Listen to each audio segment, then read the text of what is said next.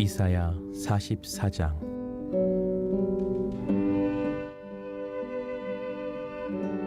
나의 종 야곱, 내가 택한 이스라엘아, 이제 들으라. 너를 만들고 너를 모태에서부터 지어낸 너를 도와줄 여호와가 이같이 말하노라. 나의 종 야곱, 내가 택한 여수르나, 두려워하지 말라. 나는 목마른 자에게 물을 주며 마른 땅에 시내가 흐르게 하며 나의 영을 내 자손에게, 나의 복을 내 후손에게 부어주리니 그들이 풀 가운데에서 솟아나기를 시냇가에 버들같이 할 것이라.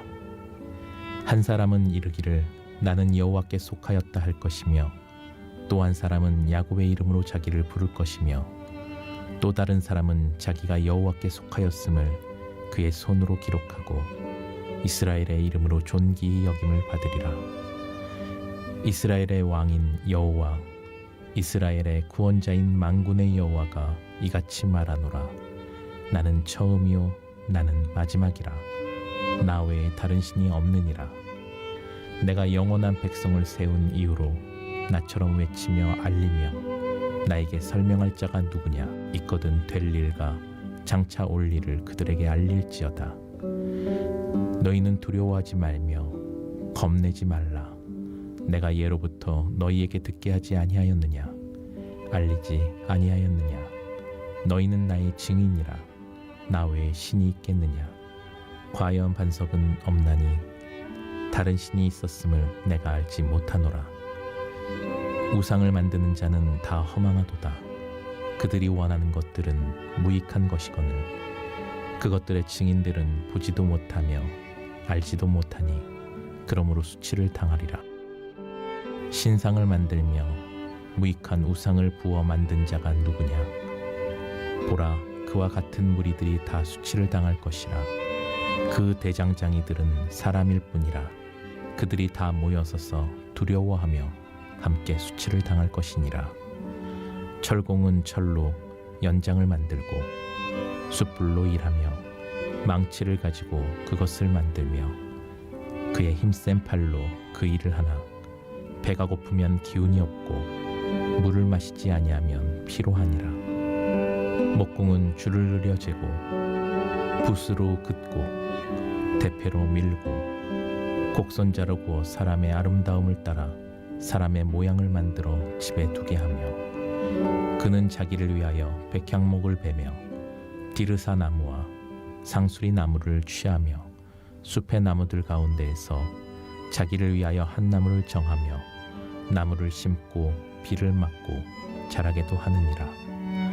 이 나무는 사람이 땔감을 삼는 것이거늘 그가 그것을 가지고 자기 몸을 덮게도 하고 불을 피워 떡을 굽기도 하고 신상을 만들어 경배하며 우상을 만들고 그 앞에 엎드리기도 하는구나. 그 중에 절반은 불에 사르고 그 절반으로는 고기를 구워 먹고 배불리며 또 몸을 덮게 하여 이르기를 아하 따뜻하다, 내가 불을 보았구나 하면서 그 나머지로 신상 곧 자기의 우상을 만들고 그 앞에 엎드려 경배하며 그것에게 기도하여 이르기를 너는 나의 신이니 나를 구원하라 하는도다. 그들이 알지도 못하고 깨달지도 못함은 그들의 눈이 가려서 보지 못하며 그들의 마음이 어두워져서 깨닫지 못함이니라. 마음에 생각도 없고 지식도 없고 총명도 없으므로 내가 그것의 절반을 불사르고 또한 그 숯불 위에서 떡도 굽고 고기도 구워 먹었거늘 내가 어찌 그 나머지로 가증한 물건을 만들겠으며 내가 어찌 그 나무 토막 앞에 굴복하리오 말하지 아니하니. 그는 죄를 먹고 허탄한 마음에 미혹되어 자기의 영혼을 구원하지 못하며 나의 오른손에 거짓 것이 있지 아니하냐 하지도 못하느니라. 야곱아, 이스라엘아, 이 일을 기억하라. 너는 내 종이니라. 내가 너를 지었으니 너는 내 종이니라. 이스라엘아, 너는 나에게 잊혀지지 아니하리라. 내가 내 허물을 빽빽한 구름같이 내 죄를 안개같이 없이 하였으니 너는 내게로 돌아오라. 내가 너를 구속하였음이니라. 여호와께서 이 일을 행하셨으니 하늘아 노래할지어다. 땅의 깊은 곳들아 높이 부를지어다. 산들아 숲과 그 가운데 모든 나무들아 소리내어 노래할지어다. 여호와께서 야곱을 구속하셨으니 이스라엘 중에 자기의 영광을 나타내실 것이미로다. 내 구속자여, 모태에서 너를 지은 나 여호와가 이같이 말하노라. 나는 만물을 지은 여호와라. 홀로 하늘을 폈으며 나와 함께한 자가 없이 땅을 펼쳤고, 헛된 말을 하는 자들이 징표를 패하며 점치는 자들을 미치게 하며 지혜로운 자들을 물리쳐 그들의 지식을 어리석게 하며 그의 종의 말을 세워주며 그의 사자들의 계획을 성취하게 하며 예루살렘에 대하여는 이르기를 거기에 사람이 살리라 하며 유다 성읍에 대하여는 중건될 것이라 내가 그 황폐한 곳을 복구시키리라 하며 기품에 대하여는 이르기를 마르라 내가 내 강물들을 마르게 하리라 하며 고레스에 대하여는 이르기를 내 목자라 그가 나의 모든 기쁨을 성취하리라 하며 예루살렘에 대하여는 이르기를 중건되리라 하며 성전에 대하여는 내 기초가 놓여지리라 하는 자니라. 오늘 함께 나눌 말씀의 제목은 회복시키시는 하나님입니다. 오늘 말씀을 통해 회복케 하시는 하나님의 은혜와 복이 여러분과 함께 하시기를 주님의 이름으로 축복합니다. 회복이라는 단어를 국어사전에 보니까 전의 상태로 돌이키는 것, 되찾는 것 이렇게 나오거든요. 그런데 이 회복을 성경의 원어로 보면 아포카디스테미라고 되어 있어요. 무엇으로부터 다시라는 뜻의 아포와 세우다라는 뜻의 카디스테미의 합성어입니다. 즉 상실했던 주권, 이것을 되찾는 것, 이것을 말해주고 있는데 오늘 본문이 말하는 진정한 회복의 의미는 하나님과의 관계의 회복을 이야기해주고 있는 것이에요. 다시 말해서 하나님이 하나님 되심을 또 이스라엘이 이스라엘됨을 그 자리로 다시 본래로 돌아가는 것, 하나님과 이스라엘의 관계가 다시 원래대로 회복되는 것, 그것을 이야기해주고 있는 것입니다. 왜냐하면 이스라엘은 하나님의 은혜를 입었죠. 그럼에도 불구하고 그 은혜와 사랑을 망각하여 교만해지고 또 우상을 숭배하고 다른 나라를 의지했습니다. 바로 하나님의 주권, 하나님이 하나님 되심을 그들이 망각한 거죠. 뿐만 아니라 이스라엘이 하나님의 은혜가 있기 전에 어떤 존재였는지, 그리고 이스라엘이 어떻게 만들어지게 되었는지, 어떻게 택함을 받게 되었는지를 망각했다는 것입니다. 그래서 하나님과의 온전한 그런 언약의 관계, 사랑의 관계가 깨진 거예요. 그래서 그들은 심판을 받게 되었고 바벨론의 포로로 끌려갈 수밖에 없었습니다. 그리고 나서 그 죄값으로 70년의 포로 생활을 마치고 이제 고국으로 돌아오게 되었는데 그들을 향해서 하나님이 다시 원래의 관계로 그들의 모든 죄를 용서하시고 다시 사랑의 관계를 회복시켜 주시는 그런 말씀이 오늘 본문의 말씀입니다. 이 회복의 은혜는요, 처음 은혜보다 더 큰 은혜죠.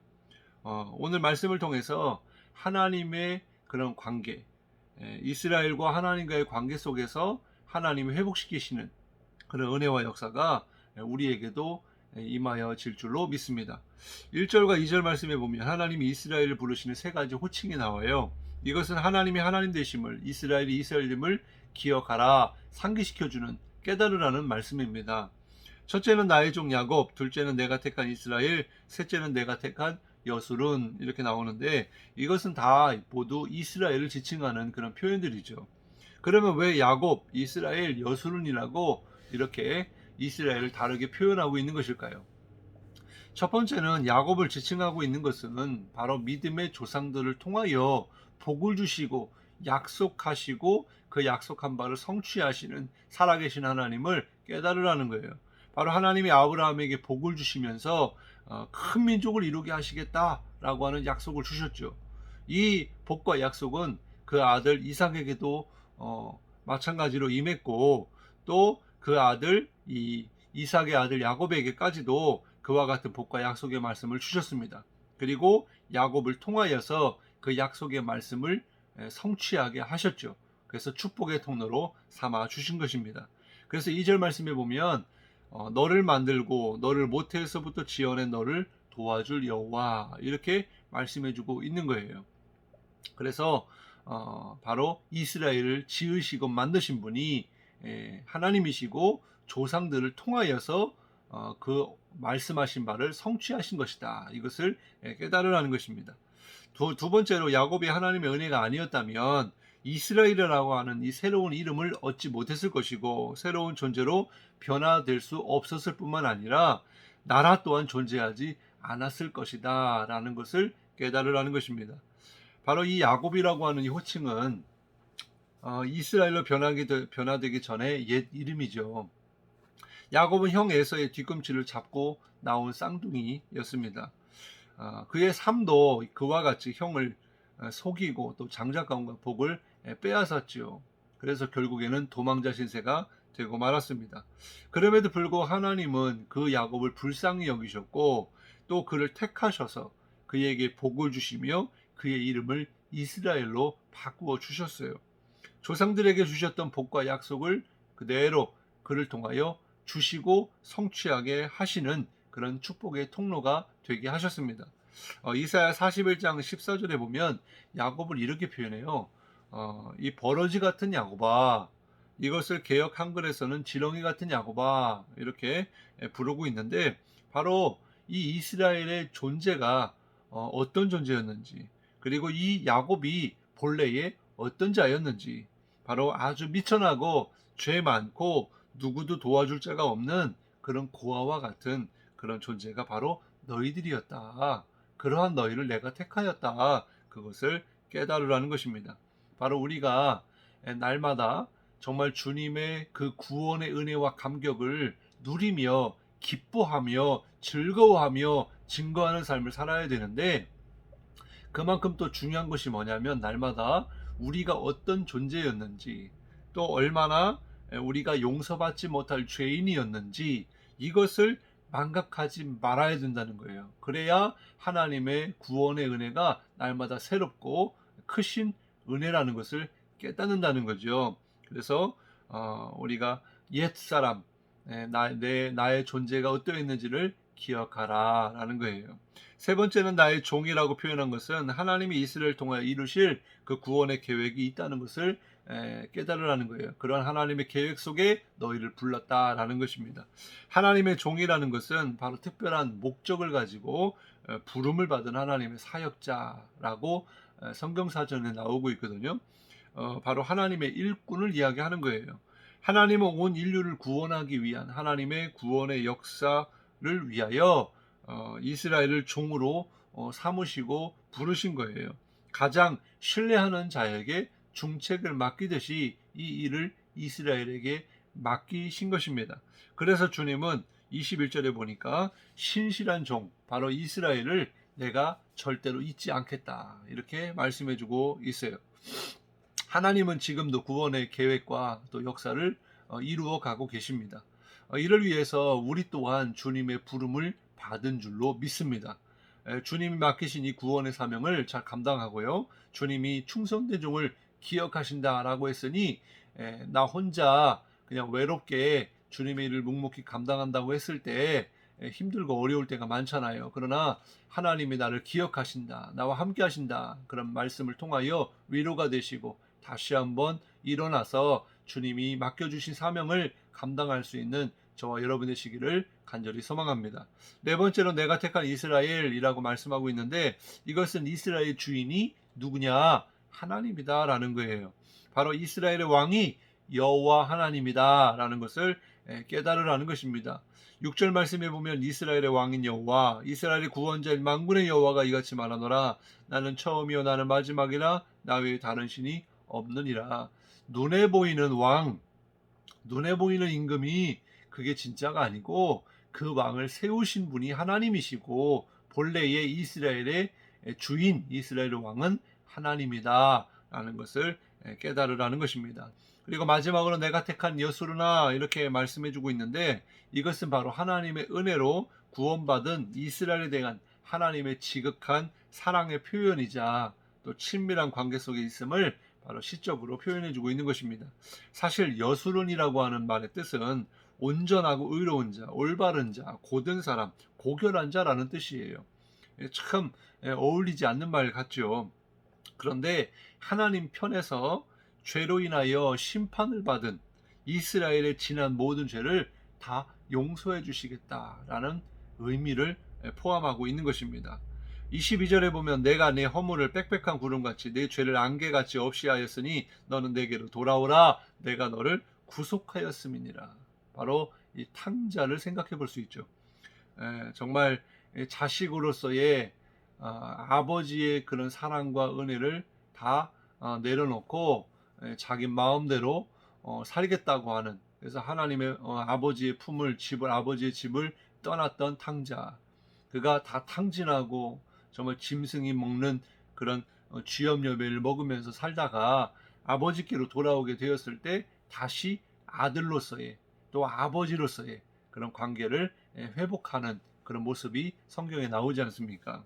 바로 너희의 죄를 사했다. 너는 나의 사랑하는 아들이다. 이렇게 말씀해주고 있는 거예요. 이사야 1장 18절에 보면 여호와께서 말씀하시되 오라 우리가 서로 변론하자. 너희의 죄가 주홍 같을지라도 눈과 같이 희어질 것이요 진홍같이 붉을지라도 양털같이 희게 하리라 그랬어요. 우리가 아무리 지은 죄가 크고 많더라도 주님이 용서해 주시면 우리는 바로 온전하고 의롭고 올바르고 곱고 고결한 자, 하나님이 사랑하는 자가 될 수 있는 것입니다. 바로 우리는 주님의 보혈로 죄사함을 받은 줄로 믿습니다.